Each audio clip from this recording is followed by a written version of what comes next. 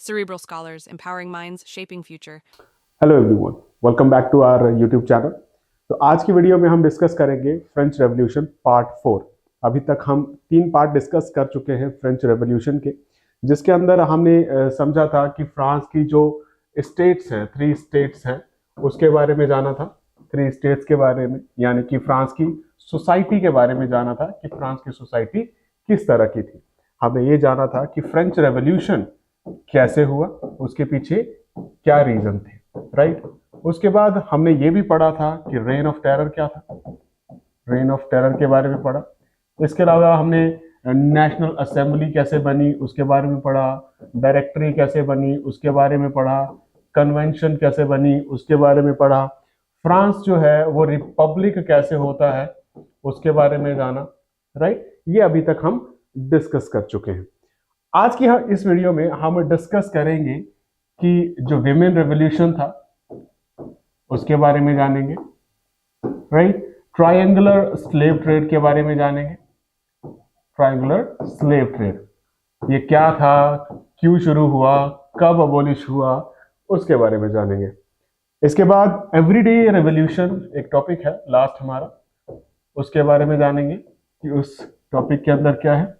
और लास्ट हम थोड़ा सा पढ़ेंगे नेपोलियन के बारे में, नेपोलियन बोनापार्ट, जो अपने आप को फ्रांस का एम्परर डिक्लेयर कर देता है। तो without any delay let's get started,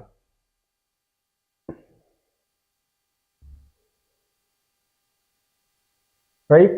तो इससे पहले हमने डिस्कस करा था, डायरेक्टरी रूल से पहले हमने डिस्कस करा था कि जो फ्रांस है वहां पे जैकोबिन क्लब है, उनका रूल इस्टेब्लिश हो जाता है, जो कि बाद में रेन ऑफ टेरर के नाम से भी जाना जाता है, राइट। उसके बाद आता है डायरेक्टरी रूल्स फ्रांस। अब क्या होता है कि जैकोबिन गवर्नमेंट जो है उसका फॉल हो जाता है। रोबिस्पियर मैक्सिमिलियन जो उनका लीडर था उसको गिलेंटीन कर दिया जाता है, पनिश कर दिया जाता है, उसको सजा हो जाती है। उसके बाद जो जैकोबिन गवर्नमेंट है वो जो मिडिल क्लास वेल्दियर पीपल है उनको अलाउ कर देते हैं टू सीज द पावर, ठीक है। अब उसके बाद क्या आता है, एक नया कॉन्स्टिट्यूशन तैयार किया जाता है। क्या किया जाता है, नया कॉन्स्टिट्यूशन तैयार किया जाता है। लेकिन ये जो कॉन्स्टिट्यूशन है वो डिनाई करता है द वोट, किसको, non propertied section of the society, कि ये भी जो कॉन्स्टिट्यूशन बनाती है डायरेक्टरी जैकोबिन के खिलाफ, जैकोबिन क्लब के बाद जो गवर्नमेंट पावर में आती है, वो भी नॉन प्रॉपर्टीड सेक्शन को अब राइट टू वोट नहीं देती है। अब क्या कहते हैं, it provided to elected legislative council. क्या प्रोवाइड करते हैं, टू इलेक्टेड लेजिस्लेटिव काउंसिल। और उसके बाद ये क्या अपॉइंट करते हैं, एक डायरेक्टरी। अब लेजिस्लेटिव काउंसिल क्या अपॉइंट करती है, डायरेक्टरी। डायरेक्टरी क्या है, एक एग्जीक्यूटिव है जो कि 5 मेंबर से मिलकर बनी हुई है, क्लियर। डायरेक्टरी को अपॉइंट करती है ये एग्जीक्यूटिव, और कितने मेंबर से बनी हुई है, 5 मेंबर से। डायरेक्टरी को कौन अपॉइंट करता है, लेजिस्लेटिव काउंसिल। उसके बाद क्या बोला जाता है, this was meant as a safeguard against the concentration of power in one man executive as under the Jacobin. अब यहां पे ये फॉर्मेशन इसलिए की जाती है ताकि जो पावर पहले किसी वन मैन के हैंड में है, right, one man handed power है, अब उस पावर को क्या किया जाए, डिसेंट्रलाइज किया जाए। इसलिए द सेफ गार्ड मेजर ये चूज किया जाता है। उसके बाद क्या बोला जाता है, directors often clashed with legislative. अब जो डायरेक्टरी है, डायरेक्टरी और लेजिस्लेटिव के बीच, जो डायरेक्टर्स हैं और जो लेजिस्लेचर्स हैं, राइट, डायरेक्टर और लेजिस्लेचर्स के बीच में क्या शुरू हो जाते हैं, क्लैशेस शुरू हो जाते हैं। अब जब क्लैशेस इनके बीच में शुरू हो जाते हैं तो क्या क्रिएट हो जाती है फ्रांस के अंदर, जब डायरेक्टरी पावर में आ गई है, डायरेक्टर्स और लेजिस्लेचर्स के बीच में क्लैश शुरू हो जाता है, तो उसकी वजह से पॉलिटिकल इंस्टेबिलिटी आ जाती है फ्रांस के अंदर। क्या आ जाती है, पॉलिटिकल इंस्टेबिलिटी। अब जब फ्रांस के अंदर पॉलिटिकल इंस्टेबिलिटी आ जाती है, जिसकी वजह से जो डायरेक्टरी है, या क्या कहें कि यूं कह सकते हैं कि जो गवर्नमेंट है वो वीक हो जाती है। जब ये वीक हो जाती है तो यहां पर जो मिलिट्री डिक्टेटर है जिसका नाम है नेपोलियन बोनापार्ट, उसको एक मौका मिल जाता है फ्रांस के ऊपर अपना कंट्रोल इस्टेब्लिश करने का। Is it clear? बढ़ते हैं आगे। अब आगे क्या कहते हैं, did women have a revolution. तो अभी तक हमने ये पढ़ा कि जो डायरेक्टरी है उनका आपस में ही तालमेल ठीक नहीं बैठ रहा है। उनका काउंसिल, लेजिस्लेटिव और डायरेक्टर्स के बीच में क्लैशेस शुरू हो जाते हैं, जिसकी वजह से पॉलिटिकल इंस्टेबिलिटी जो है वो क्रिएट हो जाती है। अब पॉलिटिकल इंस्टेबिलिटी की वजह से जो गवर्नमेंट है वो वीक हो जाती है, फ्रेजाइल हो जाती है, और जिसका फायदा उठाते हैं कौन? नेपोलियन बोनापार्ट, मिलिट्री डिक्टेटर, जिसकी वजह से नेपोलियन बोनापार्ट जो है अपना रूल जो है एस्टैब्लिश करना शुरू कर देता है। राइट? रीजन था गवर्नमेंट के बीच में जो क्लैशेस चल रहे हैं, उसकी वजह से जो पॉलिटिकल इंस्टेबिलिटी क्रिएट हुई वो। अब आता है आगे, डिड विमेन हैव रेवोल्यूशन। अब क्या होता है कि जैकोबिन क्लब के टाइम से ही, अब काफी टाइम से विमेन भी काफी एक्टिव पार्टिसिपेंट रही रेवोल्यूशन के अंदर, लेकिन उनको जो राइट थे वो नहीं दिए गए। राइट टू वोट नहीं था उनके पास। तो विमेन ने डिमांड करना शुरू कर दिया कि हमारे पास भी ये राइट होने चाहिए। तो क्या कहते हैं कि जो विमेन थी वो अलग अलग काम करती थी। राइट? सेमेस्ट्रेस थी, लॉन्ड्रेसेस थी, right, sold flowers, fruits, vegetables at the market, employed at domestic servants in the houses of prosperous people. तो ये काम जो थे उस दौरान विमेन करती थी। ज्यादातर जो विमेन थी they did not have the access to education, मतलब कि इनके पास वोट नहीं, वोट का राइट नहीं, एजुकेशन का भी इनके पास एक्सेस नहीं था। राइट? उसके अलावा जो इनकी वेजेस थी जहां पे ये काम कर रहे थे वो मेन के मुकाबले में बहुत कम थी। इसके अलावा बोला कि जो ओनली डॉटर्स ऑफ नोबल्स और wealthier members of third state, जो थर्ड स्टेट के वेल्दियर मेंबर थे या फिर नोबल्स थे, उनकी डॉटर्स ही जो कि कॉन्वेंट के अंदर स्टडी कर सकती थी। राइट? इसके अलावा उनकी भी बाद में क्या थी, फैमिलीज में अरेंज मैरिज करवा दी जाती थी। अब क्या बोला जाता था कि working women had also to care for their families. अब अगर वुमेन वर्किंग भी है उसके बाद भी उनके ऊपर एक कह सकते हैं कि डबल बर्डन था, कि काम का भी बर्डन है, उसके अलावा फैमिलीज को भी संभालना है, फैमिलीज की भी केयर करनी है, जैसे कि कुकिंग करना, पानी भरना, राइट, राशन की शॉप से राशन लेकर आना, राइट, बच्चों का ध्यान रखना। और इतना काम करने के बावजूद भी कोई अप्रिसिएशन नहीं है, कोई वेजेस नहीं है। राइट? तो ये थी सिचुएशन उस दौरान विमेन की फ्रांस के अंदर। अब ये विमेन जो थी अपने आप को एम्पावर करने के लिए, अपनी सिचुएशन को बेटर करने के लिए डिफरेंट पॉलिटिकल क्लब्स बनाना शुरू कर देते हैं। क्या कर देते हैं? डिफरेंट पॉलिटिकल क्लब्स बनाना शुरू कर देते हैं, ताकि वो अपनी वॉइस को उन क्लब्स के थ्रू जो है रेज कर सके, उठा सके, लोगों को भी पता चले कि क्या सिचुएशंस विमेन जो है सोसाइटी के अंदर फेस कर रही है। जिसमें से एक जो फेमस क्लब था विमेन का वो था the society of revolutionary and Republican women. Important है, याद रखना कि कौन सा इंपॉर्टेंट विमेन क्लब रहा, पॉलिटिकल क्लब रहा, the society of revolutionary and Republican women. ये सबसे ज्यादा फेमस क्लब था विमेन का। राइट? अब क्या बोला गया कि जो 1791 का कॉन्स्टिट्यूशन बना, जो कि नेशनल असेंबली ने बनाया। राइट? 1791 के अंदर जो कॉन्स्टिट्यूशन बना उसको नेशनल असेंबली ने बनाया, और National Assembly was renamed, sorry, third state was renamed as National Assembly. ये हमने पढ़ा था। उसके अंदर वो कॉन्स्टिट्यूशन तैयार करते हैं फ्रांस के लिए। अब जब फ्रांस का कॉन्स्टिट्यूशन तैयार किया जाता है तो सिटीजन्स को दो पार्ट में डिवाइड कर दिया जाता है। एक पार्ट में एक्टिव सिटीजन थे, तो दूसरे पार्ट में पैसिव सिटीजन थे। पैसिव सिटीजन वो थे जिनके पास कोई राइट नहीं था वोट का, और एक्टिव में वो थे जो जिनके पास वोटिंग राइट था। अब पैसिव सिटीजन में विमेन भी एक थी। तो विमेन बहुत डिसअपॉइंटेड थी 1791 के इस कॉन्स्टिट्यूशन से, जिसने उन्हें पैसिव सिटीजन के अंदर रखा, यानी कि उनको राइट टू वोट नहीं दिया गया। राइट? इसके अलावा क्या बोला जाता है कि विमेन अब क्या डिमांड करना शुरू कर देती है। विमेन के मेन डिमांड क्या है? Right to vote, to be elected to the assembly and hold political offices. कि उनकी क्या डिमांड है कि उनके पास भी राइट टू वोट हो, राइट, असेंबलीज में उनको भी इलेक्ट किया जाए, इसके अलावा पॉलिटिकल ऑफिसेस को भी वो होल्ड कर सके। ये इनकी जो थी डिमांड्स थी। ये जो क्लब्स बने विमेन की, उनकी मेजर डिमांड यही थी कि उनको भी मेन के बराबर राइट्स दिए जाए, जबकि वो भी एक एक्टिव पार्टिसिपेंट रही है किसी भी रेवोल्यूशन में।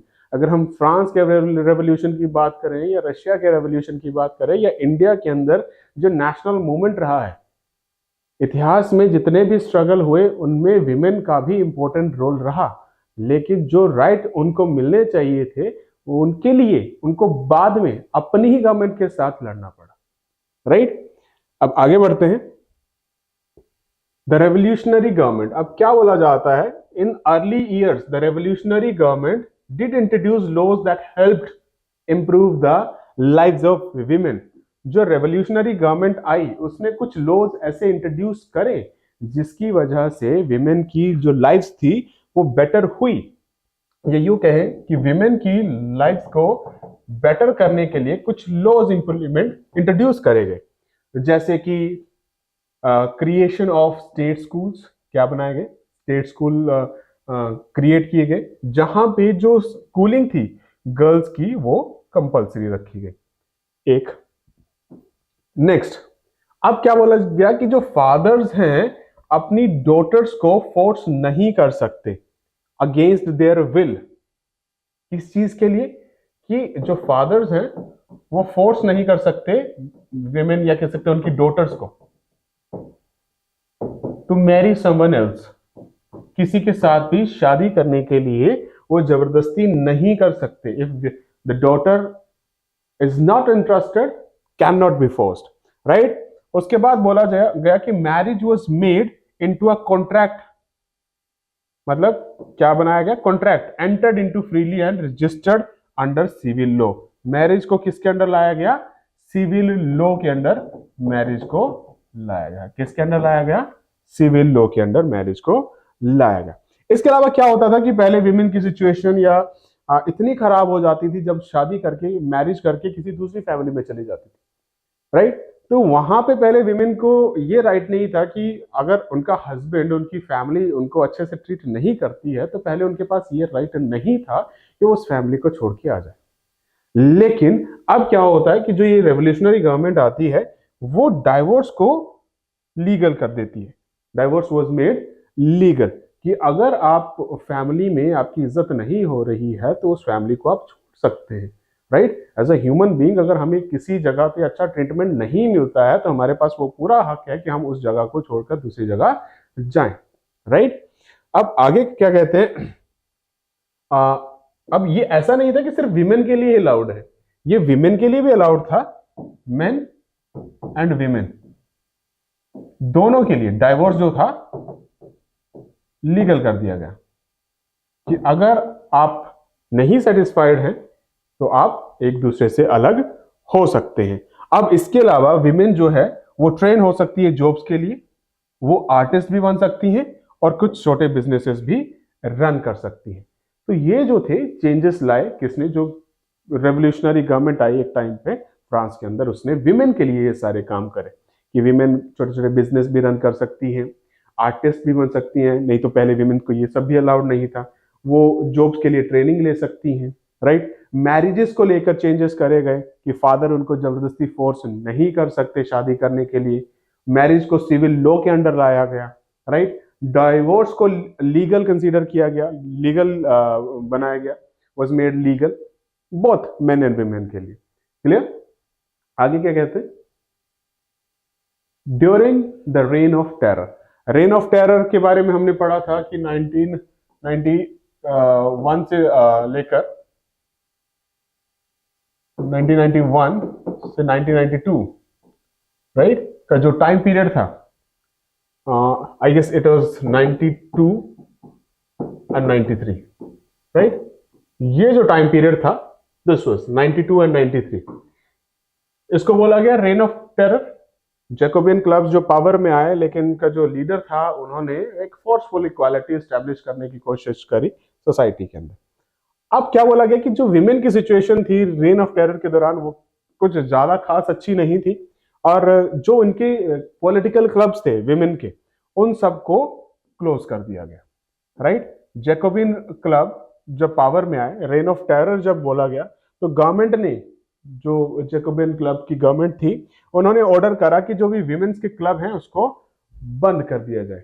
इसके अलावा जो एक्टिविटीज थी, विमेन एक्टिविटीज, जो भी एक्टिविटीज हो रही थी, उनके ऊपर बैन लगा दिया गया, और बहुत सारी विमेन को अरेस्ट कर लिया गया, राइट। जिसमें से एक रेवोल्यूशनरी विमेन रही ओलंपिया डी गॉर्जस, जिन्होंने विमेन के लिए काफी स्ट्रगल किया, उनके लिए लड़े। क्लियर।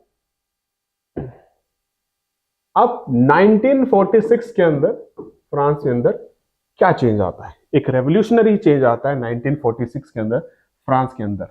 वो क्या होता है कि 1946 में फ्रांस के अंदर जो विमेन है, राइट, उनको मिलता है राइट टू वोट। अब ये राइट टू वोट आसानी से नहीं मिल गया, इसके लिए विमेन्स ने रेवोल्यूशन करा, राइट, लड़ाई लड़ी, तब जाके उनको ये राइट टू वोट मिला, राइट। अब क्या बोला गया? The fight for the vote was carried out through an international suffrage movement. इसको क्या बोला गया? इंटरनेशनल सफरेज मूवमेंट, राइट, जो कि लेट 19th सेंचुरी के अंदर काफी ज्यादा पॉपुलर हुआ, late 19th and early 20th century के आसपास, राइट, राइट। और 1946 के अंदर फ्रांस के अंदर विमेन को क्या मिलता है? Right to vote. अब आता है अबोलिशन ऑफ स्लेवरी। इसके अंदर हम ट्रायंगुलर स्लेव ट्रेड के बारे में पढ़ेंगे, राइट, ट्रायंगुलर स्लेव ट्रेड के बारे में पढ़ेंगे, लेकिन उससे पहले की सिचुएशन जान लेते हैं कि क्या बोला जाता है। जो कॉलोनीज हैं, कहां भी कैरेबियन कॉलोनीज है, राइट, मार्टिनिक्यू है, ग्वांतेलोप है, सैन डोमिंगो है, ये क्या थे? इंपोर्टेंट सप्लायर थे कुछ कमोडिटीज के। किस चीज के? Tobacco, Indigo, sugar, coffee. ये तीन जगह, मार्टिनिक्यू, ग्वांदेलोप एंड सैन डोमिंगो। अब यहां पे कुछ कमोडिटीज का सप्लाई होता था, यहां से इंपॉर्टेंट सेंटर थे। जैसे कि क्या क्या सप्लाई होता था? Tobacco, Indigo, sugar and coffee, right. अब एक सिचुएशन ये है, अब क्या होता है, स्लेव ट्रेड कैसे शुरू हो रहा है उसको जानेंगे, पहले ये इंपॉर्टेंट है, राइट।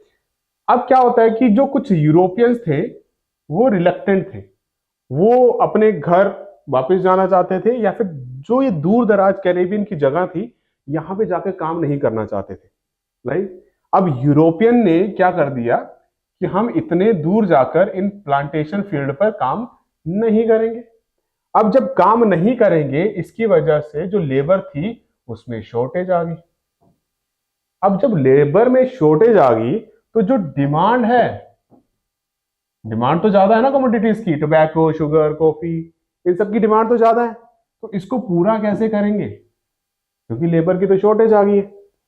अब लेबर की शॉर्टेज को पूरा करने के लिए यूरोप, अफ्रीका और अमेरिका, इनके बीच में शुरू हुआ स्लेव ट्रेड, राइट, कि इन जगहों से, दूर दराज जगहों से क्या लाए गए? लोग जबरदस्ती पकड़कर लाए गए, राइट। और इन प्लांटेशन फील्ड्स पे जो इन प्लांटेशन फील्ड के ओनर्स थे उनको ये लोग बेचे गए, राइट, स्लेव्स लाए गए, इनको बेचे गए, राइट। तो ये तीन मेजर उनके बीच में था, कॉन्टिनेंट्स के बीच में था, यूरोप, अफ्रीका एंड अमेरिका। तो तीन के बीच में था, इसलिए इसको बोला जाता है triangular slave trade. Triangular slave trade क्यों हुआ? क्योंकि जो कैरेबियन रीजन है, यहाँ पे जो प्लांटेशन फील्ड्स हैं, राइट, यहाँ पे tobacco, Indigo, sugar and coffee, इनकी जो कमोडिटीज हैं काफी फेमस है वर्ल्ड वाइड, डिफरेंट पार्ट में, यूरोप के अंदर, अफ्रीका के, मेनली यूरोप के अंदर, राइट। यहां से आ रही है कमोडिटीज, लेकिन यहां पर काम करने के लिए यूरोपियन वर्कर रेडी नहीं थे, कि बोला इतना दूर जाके कौन काम करेगा, हमें नहीं करना, राइट। तो उस डिमांड को तो पूरा करना ही है। डिमांड को पूरा कैसे करेंगे? लेबर की शॉर्टेज होगी। अब लेबर की शॉर्टेज को सबसे पहले पूरा करना है, तो लेबर कहां से लाई गई? अफ्रीका के पार्ट से नो स्लेव्स को लाया गया जबरदस्ती, राइट, उनको प्लांटेशन वर्कर्स को बेचा गया।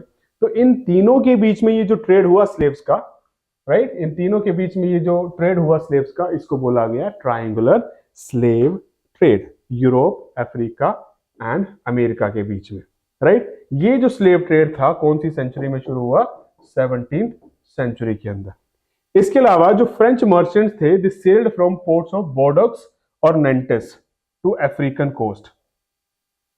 अब फ्रांस के मैप पे अगर देखा जाए तो हाँ, एग्जाम में भी पूछ लिया जाता है, एक दो नंबर में ये मैप पूछ लिया जाता है, एक आधे नंबर में। तो बोर्डेक्स कहाँ पे है, नेंटेस कहाँ पे है, तो फ्रांस का अगर मैप देखोगे तो ये वाला जो साइड है, अगर हम जनरली बात करें, राइट, ईस्ट वेस्ट, अगर हम बात करें ये side south west, south west की तरफ ये आ जाता है आपका बोर्डोक्स, राइट, और ऑलमोस्ट वेस्ट की तरफ आ जाता है नेंटेस, राइट, बोर्डोक्स एंड नेंटेस। तो ये क्या थे? ये पोर्ट एरियाज थे। इन पोर्ट से, राइट, इन पोर्ट से जो था मर्चेंट जो थे सेल करते थे, राइट, जहां पर वो क्या लाते थे? Brought slaves from local chieftains. Clear? ये पोर्ट थे। अब आगे क्या कहते हैं? 1848 स्लेवरी वाज फाइनली अबोलिश्ड, कि 1848 के अंदर स्लेवरी जो थी फाइनली अबोलिश कर दी जाती। लेकिन क्या इससे पहले किसी ने कोशिश नहीं करी कि जो ये स्लेवरी है इसको खत्म किया जाए? अब 1848 से पहले जब नेशनल असेंबली पावर में थी, तब नेशनल असेंबली ने भी कोशिश करी थी कि स्लेवरी को, स्लेव ट्रेड को खत्म कर दिया जाए। लेकिन उनको डर था कि जो ये बिजनेसमैन है, जो अपोजिशन है, वो उनसे कहीं नाराज ना हो जाए, क्योंकि फंडिंग उनसे आती थी। और जो बिजनेसमैन थे उनका जो मेन बिजनेस था स्लेव ट्रेड के ऊपर चला हुआ था, तो वो ज्यादा कुछ कर नहीं पाए, राइट। तो क्या कहते हैं कि 18th सेंचुरी के अंदर कि क्रिटिसिज्म होने लगा स्लेवरी का, कि फ्रांस के अंदर जो 18th सेंचुरी है इसमें क्रिटिसिज्म होने लगा कि स्लेवरी नहीं होनी चाहिए। National assembly held long debates about whether the rights of men should be extended to all French subjects, including those in the colonies। कि डिबेट्स होने लगी इसके ऊपर।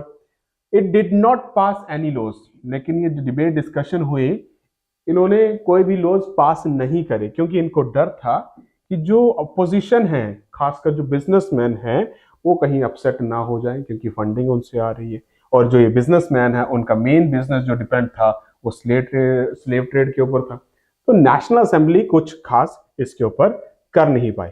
लेकिन जब कन्वेंशन, एक नेशनल असेंबली के बाद रेन ऑफ टेरर आता है 1792 और 93 के बीच, राइट। उससे पहले 1791 के अंदर नेशनल असेंबली पावर में है। 1792 से लेकर 93 तक आपका कन्वेंशन, रेन ऑफ टेरर आ जाता है, जैकोबिन क्लब पावर में है, राइट। उसके बाद 94 के अंदर, 1794 के अंदर कन्वेंशन, राइट। कन्वेंशन मतलब कि अनदर गवर्नमेंट आ जाती है रेन ऑफ टेरर के बाद, वो पावर में आती है, राइट। तो कन्वेंशन जो है 1794 के अंदर जो एक नया लॉ लेकर आती है, जिसमें सभी स्लेव्स को फ्री कर दिया जाता है। जो भी फ्रेंच ओवरसीज के अंदर स्लेव्स हैं उनको सभी को फ्री कर दिया जाता है। लेकिन हालांकि ये जो था वो सब शॉर्ट टर्म के लिए था, क्योंकि नेपोलियन जब पावर में आता है तो वापस से वो स्लेव ट्रेड को इंट्रोड्यूस कर देता है। Is it clear? तो फाइनली जब अबोलिश होती है वो था ईयर 1848 के अंदर। 1848 के अंदर फाइनली स्लेवरी को अबोलिश कर दिया जाता है। तो इसमें हमने ये जाना कि ये जो स्लेव ट्रेड था, क्या इसको खत्म करने के लिए किसी ने कोशिश नहीं करी? कोशिश तो करी, लेकिन कोशिश कामयाब नहीं हुई। लेकिन उस कोशिश को कामयाब करती है कन्वेंशन 1794 के अंदर। लेकिन ये एक शॉर्ट टर्म के लिए रहा, क्योंकि जब नेपोलियन पावर में आता है, डायरेक्टरी जब वीक हो जाती है, तो उसके बाद नेपोलियन इस स्लेव ट्रेड को फिर से चालू कर देता है। Is it clear? अब आगे बढ़ते हैं। The revolution and everyday life. अब क्या बोला जाता है? The one important law that came into effect soon after the storming of Bastille in the summer of 1789, right. Summer का टाइम था, 14 जुलाई 1789 को बेस्टाइल को अबोलिश कर दिया जाता है। बेस्टाइल को के ऊपर अटैक कर देते हैं लोग। तो इसके बाद जो चेंज आता है सोसाइटी के अंदर was the abolition of censorship. कि पहले ऐसा था कि अगर कोई भी पैम्फलेट है, न्यूज़पेपर है, राइट, कोई भी अगर प्ले होगा, राइट, तो उसके ऊपर सेंसरशिप चल जाती थी, उसके ऊपर कैंची चल जाती थी, राइट, कि कोई भी ऐसी चीज जो किंग के अगेंस्ट है, मोनार्क के अगेंस्ट है, एरिस्टोक्रेसी के अगेंस्ट है, उसको पब्लिश नहीं किया जा सकता था, राइट, वो था सेंसरशिप। लेकिन क्या चेंज आता है 1789 के बाद कि जो सेंसरशिप है उसको अबोलिश कर दिया जाता है कि अब कोई सेंसरशिप नहीं होगी। Old regime, all written materials, culture activities जैसे कि books, newspaper, plays could be published or performed only after they had been approved by the censors of the king। कि पहले अप्रूवल आता था तब जाके वो पब्लिश होते थे, लेकिन बाद में ऐसा नहीं था। Now the declaration of rights of man and citizen, right, 1789 के अंदर क्या डिक्लेयर किया जाता है? डिक्लेरेशन ऑफ द मतलब राइट्स जो मेन एंड सिटीजन के लिए क्रिएट किए जाते हैं, उसमें क्या प्रोक्लेम किया जाता है? Freedom of speech and expression to be a natural right. अब जो फ्रीडम ऑफ स्पीच है और एक्सप्रेशन है, फ्रीडम ऑफ स्पीच और एक्सप्रेशन, राइट, इसको किसमें रखा गया? Natural right. कि ये जो है नेचुरल राइट्स हैं, इनको आप छीन नहीं सकते, राइट, इसलिए अबोलिशन हो जाता है सेंसरशिप का। क्लियर? अब आता है Napoleon Bonaparte, right. Napoleon Bonaparte कब आता है? जब डायरेक्टरी जो है, हमने भी पढ़ा, डायरेक्टरी जब वीक हो जाती है, डायरेक्टरी वीक हो जाती है, उसके पीछे का रीजन क्या था? डायरेक्टरी और जो लेजिस्लेचर था, राइट, इसके बीच में क्लैशेस चल रहे हैं। अब क्लैशेस की वजह से जो ये डायरेक्टरी है, जो गवर्नमेंट है, वो क्या हो जाती है? वीक हो जाती है, फ्रेजाइल हो जाती है। और इसी वीकनेस का फायदा उठाता है, इसी पॉलिटिकल इंस्टेबिलिटी का फायदा उठाता है नेपोलियन बोनापार्ट, राइट, और अपना रूल इस्टेब्लिश करता है। और 1804 के अंदर नेपोलियन बोनापार्ट अपने आप को एम्परर ऑफ फ्रांस डिक्लेयर कर देता है, crowned himself as a emperor of France. अब धीरे धीरे जो है वो नेबरिंग यूरोपियन कंट्रीज को कंकर करना शुरू कर देता है, राइट, जो भी डायनेस्टीज थी उनको डिस्पोज करना शुरू कर देता है, creating kingdoms where he placed members of his family. Another dynasties को धीरे धीरे डिस्पोज करना शुरू कर देता है और वो किंगडम्स क्रिएट करना शुरू कर देता है, या नए किंगडम्स को कंट्रोल करके अपनी फैमिली मेंबर्स को वहां पे प्लेस कर देता है, राइट। इसके अलावा नेपोलियन ने बहुत सारे जो लॉज थे वो इंट्रोड्यूस करे, जिसमें से एक था the protection of private property. ये आप नोट कर लीजिएगा क्योंकि एग्जाम में हो सकता है पूछ लिया जाए कि क्या क्या लॉज थे इंट्रोड्यूस करे नेपोलियन ने, 1-2 नंबर में पूछा जा सकता है, जैसे कि the protection of private property. इसके अलावा uniform system of weights and measures, ये लाया गया। तो स्टार्टिंग के अंदर जो लोग थे नेपोलियन को एज अ लिबरेटर देखने लगे। क्या देखते थे? लिबरेटर, कि वो फ्रीडम लेकर आएगा। जब Napoleonic army other European countries में एंटर करी तो लोगों ने ये सोचा कि ये हमारा लिबरेटर है, ये हमें फ्रीडम दिलाएगा, राइट। लेकिन धीरे धीरे नेपोलियनिक आर्मी को कैसे देखा गया? इन्वेडिंग फोर्स की तरह देखा जाने लगा कि ये हमें फ्री करने के लिए नहीं आया, ये इन्वेड करने के लिए आया, राइट। और फ्रीडम और इन्वेजन में डिफरेंस होता है। और एट द एंड नेपोलियन को डिफीट किया जाता है 1815 के अंदर battle of Waterloo. Battle of Waterloo के अंदर 1815 के अंदर नेपोलियन को डिफीट कर दिया जाता है। क्लियर? तो इस स्लाइड में हम डिस्कस करेंगे लेगेसी ऑफ फ्रेंच रेवोल्यूशन, कि जो लेगेसी है एक्चुअली फ्रेंच रेवोल्यूशन की, वो किसको कंसीडर किया जाता है। तो 1-2 नंबर में एमसीक्यू में आपको 1-2 या एमसीक्यूज के अंदर पूछ लिया जाता है कई बार। तो जो आइडिया है लिबर्टी एंड डेमोक्रेटिक राइट्स, इसको सबसे ज्यादा इंपॉर्टेंट लेगेसी बोला जाता है फ्रेंच रेवोल्यूशन की। किसको? Liberty and democratic rights, right. क्योंकि जो लोग थे फ्रेंच रेवोल्यूशन के अंदर, रेवोल्यूशनरीज जो थे फ्रेंच रेवोल्यूशन के अंदर, जिन्होंने लड़ाई लड़ी फ्रेंच रेवोल्यूशन के अंदर, तो उन्होंने सबसे ज्यादा डिमांड इसी बात के ऊपर रखी थी, लिबर्टी एंड डेमोक्रेटिक राइट्स जो है लोगों के पास होने चाहिए। तो इनको क्या बोला जाता है, लेगेसी ऑफ फ्रेंच रेवोल्यूशन। इसके अलावा जो ये जो आइडिया था फ्रेंच रेवोल्यूशन का, राइट, वो अब्रोड तक भी पहुंचा, different part of the world, right. इसलिए इसको ऐसा रेवोल्यूशन बोला जाता है which change the history of Mankind.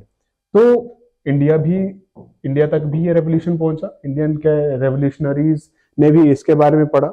Indian ruler जैसे कि Tipu Sultan, right, Indian reformer जैसे कि राजा राम मोहन रॉय, राइट। तो ये सब भी, राइट, इससे काफी इंस्पायर्ड हुए कि जिस तरीके से ये रेवोल्यूशन हुआ फ्रांस के अंदर, इस रेवोल्यूशन से ये भी काफी इंस्पायर हुए। इंडिया भी इससे काफी इंस्पायर हुआ, इंडियन के रेवोल्यूशनरीज भी इससे काफी इंस्पायर हुए। Not only India but European countries तक भी फ्रेंच रेवोल्यूशन और उसका आइडिया वहां तक पहुंचा, राइट। आगे बढ़ते हैं।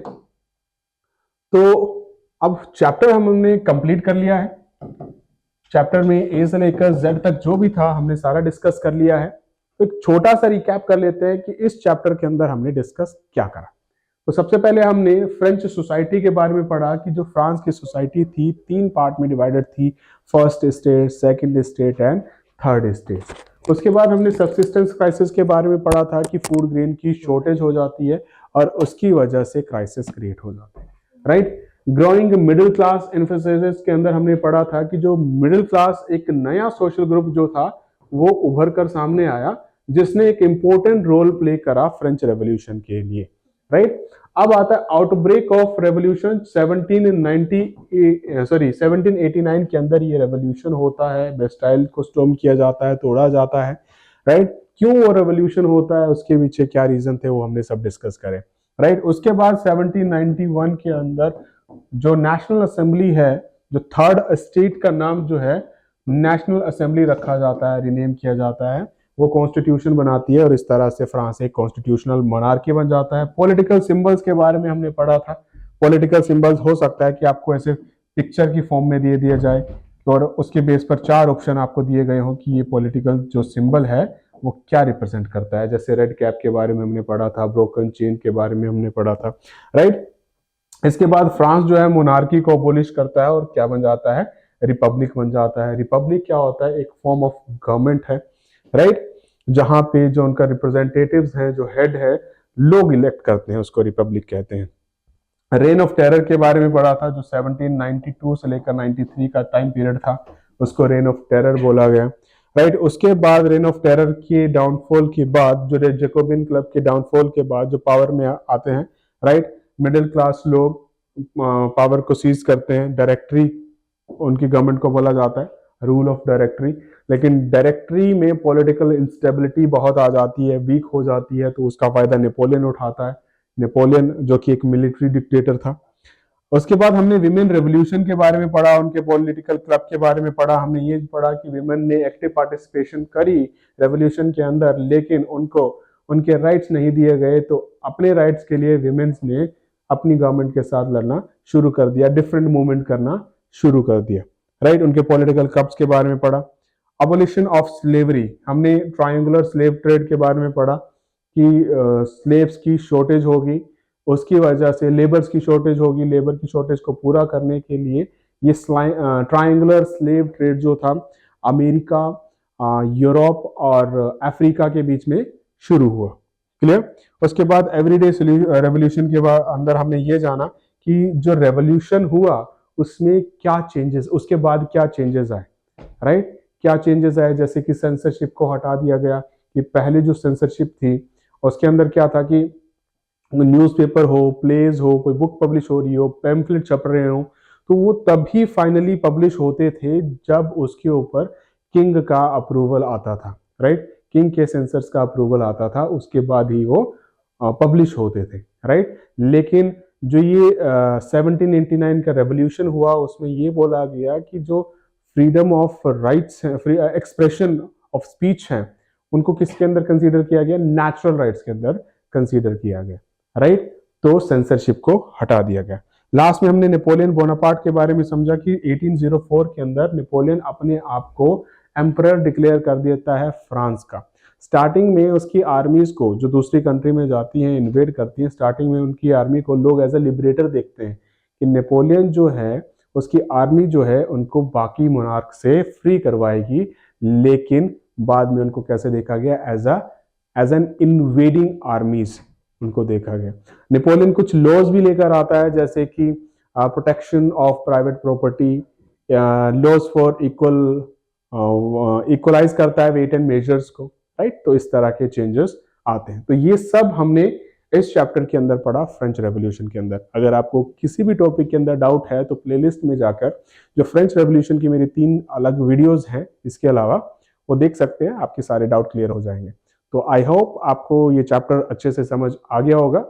अगर मैं थोड़ा स्लो बोल रहा हूं तो आप 1.5x की स्पीड पे इसको देख सकते हैं, 5.1x। हाँ, एक और सजेशन ये है कि YouTube वीडियोस कब देखनी चाहिए इस तरह की, जब आपने एनसीईआरटी को अच्छे से थोरोली पढ़ लिया है। रिवीजन के दौरान इन YouTube वीडियोस को देखें 1.5x की स्पीड से, तो आपका अच्छे से प्रिपरेशन हो जाएगा। तो आज के लिए इतना काफी है। So thank you very much. तो आज के लिए इतना काफी है, मिलते हैं अगली वीडियो में। Thank you very much.